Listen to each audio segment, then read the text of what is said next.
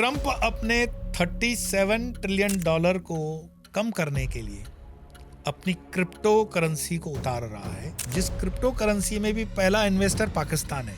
आप सोचो पाकिस्तान कैसा देश है जिसने अपने नागरिकों की खून की गाढ़ी कमाई को टुकड़ों में बेच दिया। इससे फायदा किसको होगा? 37 ट्रिलियन डॉलर जिस पर कर्जा है अमेरिका। पाकिस्तान इस्लाम के नाम पे फफूंद है।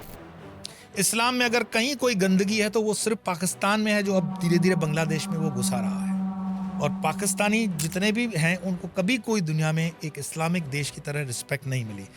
तो फिर आप सोचोगे सऊदिया वाले ने उसे हाथ कैसे मिला लिया? मुझे तो साफ दिखाई दे रहा है। अब ये अलग बात है कि आपने काले रंग के चश्मे लगाए तो आपको नहीं दिख रहा। नमस्कार, नमो नारायण। आप में से जो मेरे करंट अफेयर्स को देखते हुए राष्ट्र की भावना और राष्ट्र की चेतना को लगते हुए वीडियोस देखते हैं और उसको समर्थन देते हैं लाखों में, उन्होंने बहुत, जिसको कहते हैं ना, हृदय की पीड़ा से कहा कि स्वामी जी, सऊदी अरेबिया और पाकिस्तान ने अपने हाथ मिला लिए, ट्रीटी साइन कर ली, तो क्या पाकिस्तान के न्यूक्लियर हथियार अब सऊदिया को मिल गए तो भारत पाकिस्तान का युद्ध होगा? नहीं होगा। देखो भाई, अगर आप थोड़ा सा अपने जीवन का समय वर्तमान के इस होने वाली सारी घटनाओं पर देते हो तो आपको सब समझ में आएगा कि गेम सब फिक्स है। गेम सब फिक्स है का मतलब मैं आपको एक एक करके समझाऊंगा। अब मुझे प्लीज़ वो ज्ञान मत देना कि स्वामी जी आप तो धर्म में हो तो फिर ये करंट अफेयर्स क्यों? अरे भाई, जब तक आप इस राष्ट्र के लिए न चिंतन करोगे तो क्या जजिया देकर के अपने धर्म का पालन करोगे? हर साधु संत को राष्ट्र की चिंता करनी चाहिए। हर साधु संत को उस राष्ट्र में रहने वाले प्रत्येक भारतीय नागरिक की चिंता करनी चाहिए। तो उसको ध्यान में रखते हुए गेम सब फिक्स है, मैं समझाता हूं कि सबसे पहले तो रिलीफ माइंड को कूल कर दो। सऊदी अरेबिया और पाकिस्तान के बीच में ये जो हाथ मिलाने वाली ट्रीटी साइन हुई है, कंफर्म बता रहा हूं, मेरे पिछले वीडियोस में अगर मैं आपको आगे चलकर क्लिप भी दिखाऊंगा कि नूर खां जो बेस है उसके अंदर न्यूक्लियर हथियार जो रखे हुए थे, वही हथियार जो हैं अब सऊदिया को दे दिए जाएंगे। क्यों दिए जाएंगे, इसका क्रम समझो। एक तो यूएसए का जो कर्जा है, डेब्ट्स, 37 ट्रिलियन डॉलर, 37 खबज, अबज नहीं खबज, तो 37 ट्रिलियन डॉलर का ये जो कर्जा है ये ले डूबेगा यूएसए को।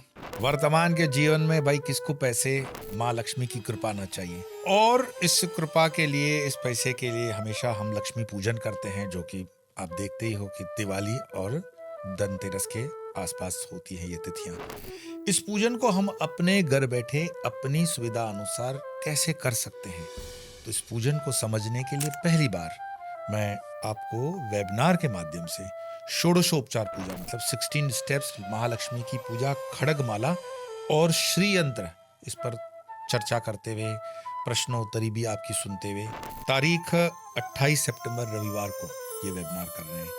तो बिना समय गंवाए अपने आप को पंजीकृत करेंगे और फिर मिलेंगे श्री यंत्र की, महालक्ष्मी की इस पूजन की विधि को समझने के लिए।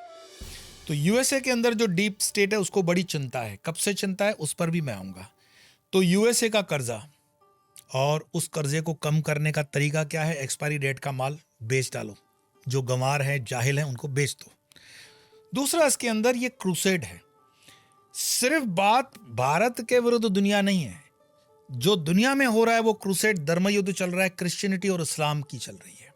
भारत उसके बीच में एकमात्र देश है जहां पर हिंदू 80% है, बाकी कोई विशेष क्रिश्चियनिटी और इस्लाम को उससे फर्क नहीं पड़ता है।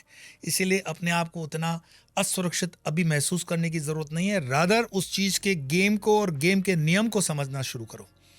फिर है गाजा। आपने देखा 56 देश, कतर पर हमला होता है इकट्ठा बैठते हैं। क्यों? गाजा पे हमला होता है तो इकट्ठा नहीं बैठना था? तो सीधी सी बात है, कोई इनका बाप है जो उनको बताता है कि कब बैठना है, कब उठना है, कब खाना है, कब पीना है, कब चलना है और कब बोलना है। गाजा दुनिया का, मिडिल ईस्ट का बेहतरीन पोर्ट बनने जा रहा है बहुत जल्द। आपको अगर याद हो तो ट्रंप ने कहा था कि गाजा को हम डेवलप करेंगे, मतलब अमेरिकन, और उसमें इजराइल का स्टेक होगा। इसीलिए गाजा को पूरा नस्ते नाबूद किया जा रहा है, मैदान किया जा रहा है। ये गाज़ा आने वाले दिनों के अंदर आपको दुनिया का बेहतरीन एक ऐसा पोर्ट दिखेगा जो दुबई, सिंगापुर और हांगकांग से भी एडवांस वर्जन का होगा। तो फिर दुबई का क्या होगा और मिडल ईस्ट के कंट्रीज़ का क्या होगा? आने वाले बहुत कम समय में ये आप देखोगे 3-4 साल के अंदर मिडल ईस्ट वापस ऊंट पे आ जाएगा। मिडल ईस्ट के अंदर बहुत भयंकर लड़ाई अंदरूनी भी चालू हो जाएगी और बाहर की भी चली हो जाएगी। ये जो 56 देश अपने आप में वो कहते हैं ना इस्लामिक ब्रदरहुड, ये सब एक दूसरे के विरुद्ध में बैठेंगे, एक दूसरे को मारेंगे पीटेंगे। उसमें कौन सी लॉबीज होगी मैं आपको इसी वीडियो के अंतर्गत बता दूंगा। साथ में मैं आपको बताऊंगा कि दुनिया जिस तरफ जा रही है, जो मैं कह रहा हूँ 1000 दिन कठिन है, 1000 दिन तो कठिन हैं पहले, उसके बाद तीसरा 37 तक का लंबा, उसके बाद जो सेट हो रहा है वो है न्यू वर्ल्ड ऑर्डर। तो न्यू वर्ल्ड ऑर्डर कौन सेट कर रहा है? न्यू वर्ल्ड ऑर्डर सेट कर रहे हैं इजराइल और यूएसए। आप कह सकते हो यहूदी और क्रिश्चियन। इसमें कहीं पर अगर रोरा अटका रहा है तो वो है इस्लाम का टेररिज्म, जिसको वो ठिकाने लगा रहे हैं। और ये सब प्रक्रिया बहुत बढ़िया चल रही थी, लेकिन एक प्रक्रिया में आकर के मोदी जी ने उनका प्रोग्राम खराब कर दिया। कौन सा? पहलगाम के अटैक के बाद आपने कभी सोचा? मोदी जी और ट्रंप की दोस्ती तो बहुत अच्छी है, आज भी एक दूसरे को बहुत अच्छी तरह से संबोधित कर रहे हैं, तो फिर संबंध कहां पर खट्टे हुए? संबंध पहलगाम जो हमला हुआ, उस हमले के बाद भारत ने जो ब्रह्मोस मिसाइल दे मारी दनादन नूर खान पे, दुनिया के किसी मुल्क ने, स्पेशली अमेरिका वगैरह ने तो सोचा भी नहीं होगा कि भारत की ब्रह्मोस इतनी प्रिसाइज अटैक करेगी, और वो भी अमेरिका के गोडाउन पर। नूर खान जो बेस है वो है पाकिस्तान में, और जो सामान है वो हमें लगता है कि अमेरिका जो हमेशा दुनिया को बताता है कि देखो ये पाकिस्तान का न्यूक्लियर आर्म्स मिशन है, न्यूक्लियर, पाकिस्तान के पास अपना कुछ भी नहीं है। वो पूरा का पूरा नूर खान बेस अमेरिका का गोडाउन था। ये ऐसा ही है जैसे मैं चोरी का माल किसी तीसरे घर में रख दूं तो रेड पड़ेगी तो उस घर में पड़ेगी, मैं सेफ। तो अमेरिका ने सारे न्यूक्लियर वेपन्स पाकिस्तान को गोडाउन बनाकर नूर खान बेस पे रखे। जो गेम खराब की मोदी जी ने और सेना ने मिलकर के, हमारी एयरफोर्स ने शानदार काम किया और वो अफेक्टेड हुए। इतनी प्रिसाइज नुकसान करने के बाद बिलियंस ऑफ डॉलर का कोई भी दोस्ती दुश्मनी में बदल सकती है। अब हम इसको एक एक पॉइंट पे आएंगे। थोड़ा सा आज आपको समझना इसीलिए ज़रूरी है कि हम धर्म की बातें करते हैं, अध्यात्म की बातें करते हैं, भविष्यवाणियों की बातें करते हैं, सनातन की बातें करते हैं, लेकिन ये तब तक बातें करोगे और करते रहोगे जब तक तुम्हारा देश है 80% हिंदू ये विचार करें कि इस देश के अलावा उनके पास कौन सा दूसरा देश है। तो आपको अपने देश की चिंता होनी चाहिए। इसीलिए मैं हमेशा कहता हूं, मेरा धर्म, मेरा संन्यास, मेरी त्याग, मेरा तपस्या मेरे राष्ट्र के लिए है। मैं हमेशा राष्ट्र के लिए था, राष्ट्र के लिए हूं और राष्ट्र के लिए ही रहूंगा। तो अब चलते हैं कि गेम कैसे सब फिक्स है। थोड़ा सा जो ये जेनजी युवान है वो उनको थोड़ा सा विचार करना पड़ेगा पीछे जा कर के कि ये फुल गेम का टाइमलाइन आपको समझना पड़ेगा। मिडिल ईस्ट की गल्फ वार 1990s में होती है। उस वक्त यूएसए पे डेब्ट्स यानी कर्जा कितना है? मात्र $3.5 ट्रिलियन। आज है 37। 90 के दशक में उस पर है $3.5 ट्रिलियन। ये भी अपने आप में बहुत बड़ा, जिसको कहते हैं ना, बबल था। मेरे भाई, मेरे प्रिय राजीव दीक्षित और उन दोनों वो जीवित थे मेरे साथ, वो हम इसमें थे और हम बात कर रहे थे कि उस चर्चा पर कि अगर ये बबल फट गया तो अमेरिका रास्ते पे आ जाएगा, और उसको दबाने के लिए डीप स्टेट जो अमेरिका के अंदर है उसने कैसे कैसे वॉर्स क्रिएट की मिडिल ईस्ट के अंदर। तो गल्फ वॉर 1990 में, उस वक्त मैं मिडिल ईस्ट में ही था। आपको एक नाम देता हूं, गूगल करके देख लेना। डीप स्टेट और क्रिश्चियन मिशनरी इस्लाम के खिलाफ कैसे काम करती है उसको समझने में आपको मदद मिलेगी। इराक कभी भी कुवैत पर पहले हमला नहीं करना चाहता था। वो ब्रदर स्टेट थे, मुस्लिम्स थे, अरब्स थे, लेकिन उनका एक फॉरेन मिनिस्टर था, तारिक अजीज। सद्दाम हुसैन का foreign minister, deputy prime minister भी था, तारिक अजीज। ये नाम से आपको मुस्लिम लगता है, लेकिन ये क्रिश्चियन था। गूगल करके देख लेना।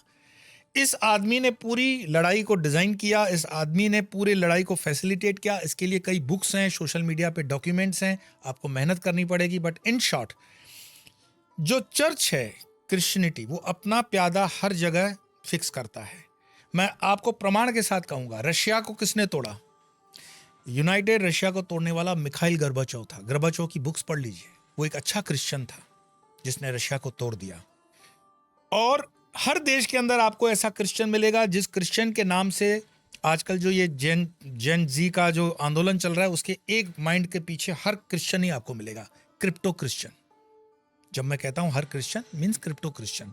ये क्रिप्टो क्रिश्चियन कभी भी कहीं भी हो सकता है। वर्तमान के देश में हमारा इटालियन परिवार वही है जो ये धमकी देता है खुलेआम कि हम जेनजी को रास्ते पे उतारेंगे। कैसे वो धमकी दे सकता है? क्योंकि उसके पीछे डीप स्टेट विदेशों का काम करता है।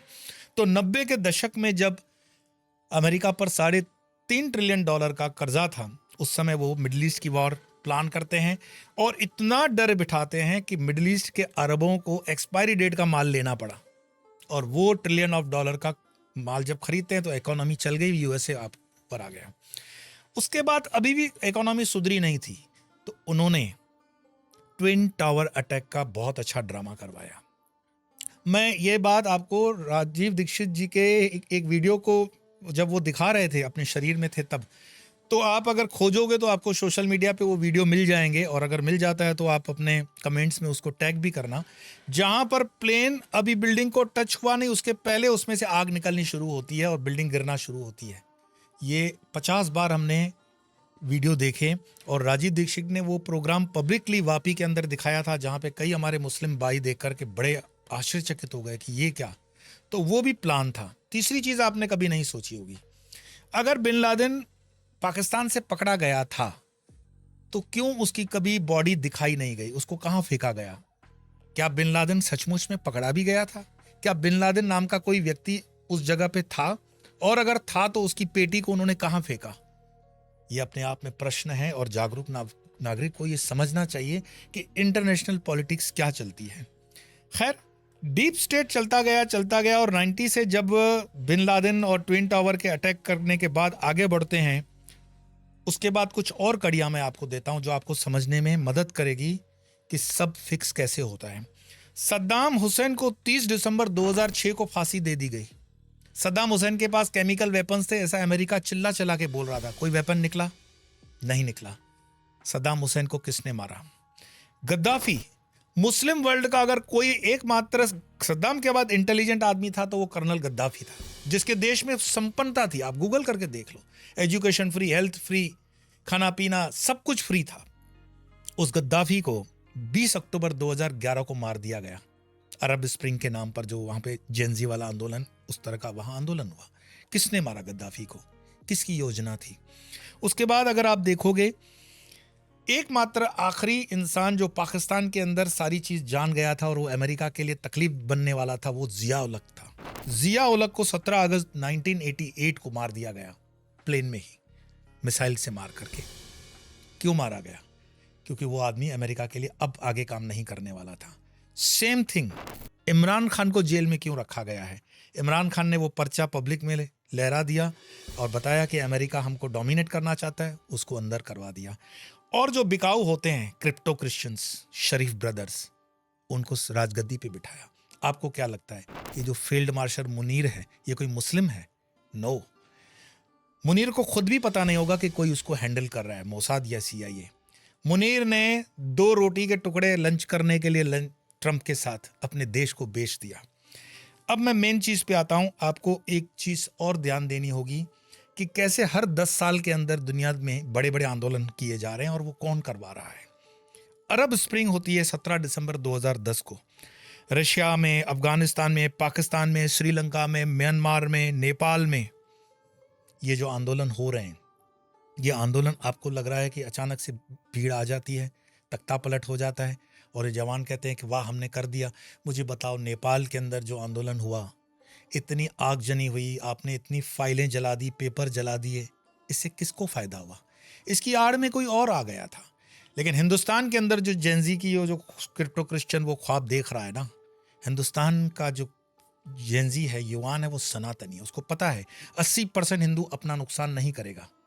हाँ, मिलावट के आसपास के कोई दूसरे आ जाएं वो अलग बात है, आप मिसगाइड हो जाओ अलग बात है। इसीलिए ठंडे दिमाग से, प्रेजुडाइज हुए बिना थोड़ा गौर करोगे। क्या मोदी के पहले इस राष्ट्र में अव्यवस्था नहीं थी? थी। उस अव्यवस्था को ठीक किया गया है, प्रयास चल रहे हैं। कोई भी राज्य हमेशा से 100% सही नहीं होता है। तो जो ये सारे आंदोलन हो रहे हैं अमेरिका के डीप स्टेट में, अगर उसको चिंता है तो वो चाइना की चिंता है। वो चाइना के जेंजी को दिखाना चाहता है कि अगर ये बात रशिया में हो सकती है, अफगानिस्तान में हो सकती है, पाकिस्तान में हो सकती है, श्रीलंका में हो सकती है, म्यांमार में हो सकती है, नेपाल में हो सकती है, बांग्लादेश में हो सकती है, तो चाइना में क्यों नहीं हो सकती? और उसके पहले वो ट्राई कर रहे हैं क्रिप्टो के माध्यम से, क्रिप्टो क्रिश्चियन माध्यम से, कि भारत में ऐसा हो जाए। भारत में अगर ऐसा हो जाता है तो चाइना के युवाओं को कंफर्म एक मैसेज मिलेगा कि अब आप करो। इससे फायदा किसको होगा? 37 ट्रिलियन डॉलर जिस पर कर्जा है अमेरिका। और दूसरा, मैंने हमेशा से कहा है, डिफेंस की इंडस्ट्री हमेशा से ही यहूदियों के हाथ में रही है। हालांकि इजराइल भारत का बहुत अच्छा शुभचिंतक है, हमारा मित्र देश है, और इस वक्त समीकरण भी ऐसे हैं कि जो दिखाई दे रहा है वो हमारा मित्र देश है। और जो इस्लामिक देशों की पंपिंग होती है पेट्रो डॉलर से टेररिज्म के अंदर, लोग अगर सोचते हो कि पाकिस्तान बहुत बड़ा इस्लामिक राष्ट्र है, पाकिस्तान इस्लाम के नाम पे फफूंद है। इस्लाम में अगर कहीं कोई गंदगी है तो वो सिर्फ पाकिस्तान में है, जो अब धीरे धीरे बांग्लादेश में वो घुसा रहा है। और पाकिस्तानी जितने भी हैं उनको कभी कोई दुनिया में एक इस्लामिक देश की तरह रिस्पेक्ट नहीं मिली। तो फिर आप सोचोगे सऊदिया वाले ने उससे हाथ कैसे मिला लिया। मैं अब बताता हूं। आप अगर याद करो, ट्रंप जब पहली बार प्रेसिडेंट बने तो पैसा कमाने के लिए मिडिल ईस्ट में आए। मिडिल ईस्ट में उन्होंने कुछ कई बिलियन डॉलर के सौदे साइन किए। ट्रंप जब दूसरी बार भी प्रेसिडेंट बनते हैं तो कहाँ आते हैं? सऊदिया में आते हैं। 600 कहते हैं बिलियन डॉलर का सौदा साइन किया। 600 बिलियन डॉलर के सौदे देकर के कतर तो इतना डर गया कि 400 मिलियन का प्लेन उसको गिफ्ट दे दिया। बोला पप्पा ये आपके लिए है। लेकिन पप्पा ने गिफ्ट जेब में डाल दी और मिसाइल गिफ्ट में दे दी। एनीवे, 600 बिलियन डॉलर का सौदा जब सऊदिया ने किया, यानी कि एमबीएस ने, मोहम्मद बिन सलमान के बारे में कहा जाता है कि ये कोई शुद्ध हार्डकोर अरब नहीं है। ये बहुत ही अलग प्रकार का व्यक्ति है। इसको आज तक कोई पूरा रीड नहीं कर पाया कि वो क्या चाहता है। मॉडर्नाइजेशन भी चाहता है और साथ साथ में उसका दिमाग और भी कई जगहों पे चलता है। आज उस विषय को न चलते हुए मैं मुख्य मुद्दे की बात करूं तो एमबीएस यानी मोहम्मद बिन सलमान ने ट्रंप से कहा कि 600 बिलियन डॉलर के हम आपसे डील कर रहे हैं तो हमें न्यूक्लियर वेपन्स क्यों ना मिलेंगे? और ट्रंप जैसे स्वभाव से है तो मिल जाएंगे आपको, न्यूक्लियर वेपन भी मिल जाएंगे। उसको पता था गोडाउन में माल है पाकिस्तान में हमारे। और वो सौदे कर कर जब वो गए, उनको लगा कि बात सब ठीक होगी। इस बीच के अंदर जो भी समीकरण बने, विधाता का खेल पहलगाम जैसे पाकिस्तान करवा देता है, उसको लगा कि ये आम दिनों की तरह घटना खत्म हो जाएगी। लेकिन भारत ने दे मारा, और मारा इतना कि नूर खां बेस पूरी तरह से ये गया।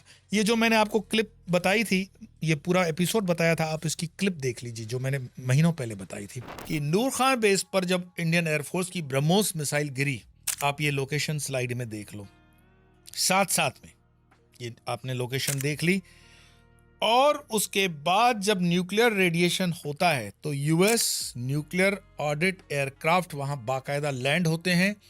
और उनके लैंड करवाने के लिए दोनों देशों के बीच में सीज फायर होना बहुत ज़रूरी था ताकि अमेरिकन सेफ जोन में लैंड कर सकें। उस वक्त कई लोगों ने कमेंट किया, आपने ये कैसे बोल दिया कि इसमें न्यूक्लियर वेपन्स थे, ये थे। मैं उस पर नहीं जाऊंगा, क्योंकि जिसकी आंखें खुली हैं, कान खुले हैं, जो जानता है कि जगत में परमात्मा तो है ही, लेकिन परमात्मा कहता है कि बेटा ये जो मेरी लीला है, मेरी माया है, उसको भी थोड़ा समझो। और कर्म करने के लिए, पुरुषार्थ करने के लिए मैंने तुम्हें भेजा है। तुम निकम्मे बन करके सारा दिन सिर्फ मंजीरा ही बजाओगे क्या? तो राष्ट्र के लिए और धर्म के लिए कब सोचोगे? तो ट्रंप का फर्स्ट टाइम और सेकंड टाइम जब आना और इतने बड़े सौदे कर जाना, तो शेर के मुंह में खून लग गया। उसको पता पड़ गया कि अरबों के पास पैसे तो बहुत हैं। अरब कहाँ से रहा है? आज इंडिया पाकिस्तान आपस में डायरेक्ट बात नहीं करते हैं, लेकिन सामान दुबई से जाके पाकिस्तान चला जाता है। तो पोर्ट अच्छा पोर्ट कहाँ बन सकता है? अगर आप गाजा की स्ट्रेटेजिकल पोजीशन देखोगे तो गाजा की स्ट्रेटेजिकल पोजीशन इतनी बढ़िया है कि वो यूरोप से लेकर एशिया तक, रशिया से लेकर अफ्रीका तक बहुत स्ट्रेटेजिकल है। और इस गाजा को अगर इंटरनेशनल एयरपोर्ट बना दिया जाए पूरी तरह से, जिसमें दुनिया भर के लोगों को इन्वेस्टमेंट का मौका दिया जाए, तो मैं बताता हूं इसमें सबसे पहले इन्वेस्टमेंट करने के लिए सऊदी अरेबिया और यूएई वाले दौड़ेंगे कि हम इसमें पैसे इन्वेस्ट करेंगे, और उनको करना भी पड़ेगा। इसमें करेंगे भी वो लोग। तो ये पोर्ट बनना बिल्कुल जरूरी है। तो जो न्यू फ्री, जिसको बोलते हैं ना free port in the new world order बनेगा, वो गाजा बनेगा। और गाजा की लोकेशन की वजह से इजराइल को बेनिफिट तो मिलेगा। मैं अगर और आगे आऊं कि मोदी जी ने नूर खां बेस के ऊपर जो ब्रह्मोस का अटैक करके पूरी गेम चेंज कर दी, इसकी वजह से अमेरिका और भारत के रिश्तों में वो तनखी आती है। एनीवे, अब अगर हम कहें कि सचमुच में सऊदी जो एग्रीमेंट करके बैठा है पाकिस्तान से, उसको उसका फायदा मिलेगा क्या? नहीं मिलेगा। आप एक मिनट के लिए सोचिए कि सऊदीया के पास बुद्धि है, ईरान के पास नहीं है। अगर ईरान ने नॉर्थ कोरिया से ट्रीटी कर दी तो बताओ मिडिल ईस्ट में क्या होगा? और ये होना है। मिडिल ईस्ट पूरी तरह से अनस्टेबल हो गया है इस ट्रीटी के बाद, और उसके मजे लेने के लिए वहां अमेरिका है और नीचे इजराइल उसको देख रहा है। और इसमें भी स्पेशली जीसीसी कंट्री जो है, गल्फ कोऑपरेशन काउंसिल के 6 देश, Saudi Arabia, UAE, Qatar, Bahrain, Kuwait और ओमान, ये सबसे पहले टारगेट पे हैं और इसमें युद्ध आगे से बढ़ेगा। आईओसी के 56 देश हैं। आप देखते हो, आईओसी मतलब इस्लामिक ऑर्गेनाइजेशन के जो देश हैं 56 हैं।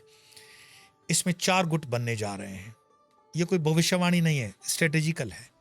4 गुट जो हैं उसमें आप मान के चलना, एक गुट चाइना के पास रहेगा, एक गुट यूएसए के साथ रहेगा, एक गुट तुर्की लीड करना चाहेगा अफ्रीकन मुस्लिम कंट्री के साथ मिलकर, और एक शिया ग्रुप ईरान के साथ रहेगा। अगर इसकी संख्या को देखें तो यूएसए के पास करीब करीब 11 देश रहेंगे, तुर्की के पास अफ्रीकन नेशन मिलाकर के 27 देश रहेंगे, और ईरान के साथ 5 के आसपास के शिया मुल्क रहेंगे। चाइना के पास रहेंगे 13 मुल्क। भविष्यवाणी जो की गई थी ना, भविष्य भारत के लिए, कि चाइना 13 मुल्कों के साथ मिलकर, भविष्य मालिका में है कि भारत पर चाइना 13 मुस्लिम देशों से मिलकर के हमला करेगा, वो यही समीकरण है। और ये समीकरण की शुरुआत सऊदीया से हो गई। अब इसकी सेकंड स्टेप ईरान करेगा और उसकी थर्ड स्टेप तुर्की करने वाला है। कुल मिलाकर के गाजा पोर्ट बनने वाला है। गाजा से और भी, जिसको कहते हैं इजराइल के, खाली करने की प्रक्रिया चालू रहेगी। ट्रंप अपने $37 ट्रिलियन को कम करने के लिए अपनी क्रिप्टो करेंसी को उतार रहा है, जिस क्रिप्टो करेंसी में भी पहला इन्वेस्टर पाकिस्तान है। आप सोचो, पाकिस्तान कैसा देश है जिसने अपने नागरिकों की खून की गाढ़ी कमाई को टुकड़ों में बेच दिया। उसके जो हुक्मरान हैं वो जनता के कभी नहीं रहे। खैर, तो $37 ट्रिलियन को अगर आप और थोड़ा रिसर्च करेंगे यूट्यूब वगैरह पे, तो आपको दिखाई देगा कि अगर वो क्रिप्टो में कन्वर्ट हो जाती है सब डेब्ट, तो कई देश इसमें अफेक्टेड होंगे। सबसे ज़्यादा कर्जा अमेरिका के ऊपर है, चाइना का, फिर जापान का। भारत तो उसमें 6वें नंबर पे शायद आएगा। भारत को फर्क पड़ेगा, पर भारत 6th नंबर पे। सबसे ज़्यादा नुकसान चाइना का होगा। चाइना को पैसे नहीं देने हैं, इसलिए चाइना में जेनजी रास्ते पे जितनी जल्दी आएगा अमेरिका का फायदा है। तो ये जो सारे जेनजी आंदोलन हो रहे हैं, ये मोटिवेट करने के लिए चाइना के लिए भी है। भारत को तो खतरा है ही, लेकिन चाइना को सबसे ज़्यादा खतरा है। और इसी तरह से वर्ल्ड एक न्यू ऑर्डर की तरफ बढ़ रहा है। इस न्यू वर्ल्ड ऑर्डर को आप अगर देखेंगे तो इजराइल डोमिनेट कर रहा है और अमेरिका डोमिनेट कर रहा है। इस न्यू वर्ल्ड ऑर्डर में जो इम्बैलेंस को बैलेंस करने के लिए आप देख रहे हो, China, Russia, Bharat, BRICS countries आ रहे हैं। लेकिन मैं एक चलते चलते सुझाव देना चाहूँ, अगर वो सही जगह पे पहुंचता है, कि भारत को अपनी बुद्धिस्ट सर्कल को एक्टिवेट करना चाहिए, मतलब सनातन की सर्कल को। जितने भी बुद्ध धर्म के मुल्क हैं, देश हैं, उनको भारत के से अपना अलग से ग्रुप बनाना चाहिए।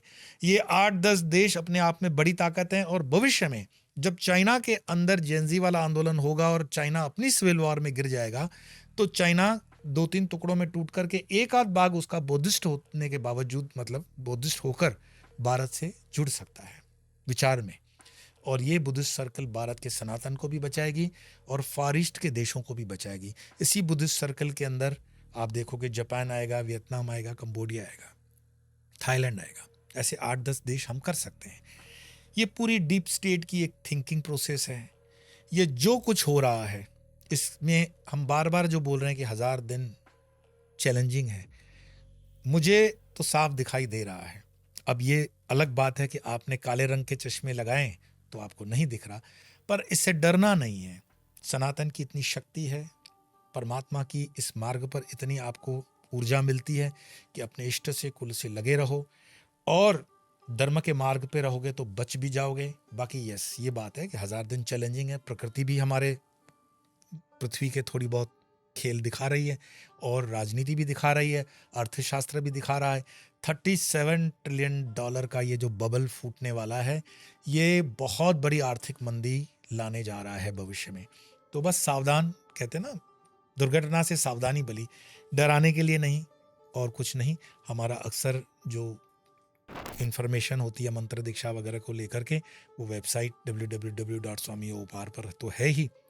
तो इस तरह से मिलते रहेंगे, जागते रहिए, जगाते रहिए। और आपके विवेक को लगता है कि इस वीडियो को आगे भेजना है, कोई समझदार व्यक्ति आपके संपर्क में है तो उसको ज़रूर भेजिएगा, क्योंकि हो सकता है इस वीडियो को यूट्यूब से डिलीट कर लिया जाए। आज इतना ही, फिर मिलेंगे, तब तक के लिए नमो नारायण।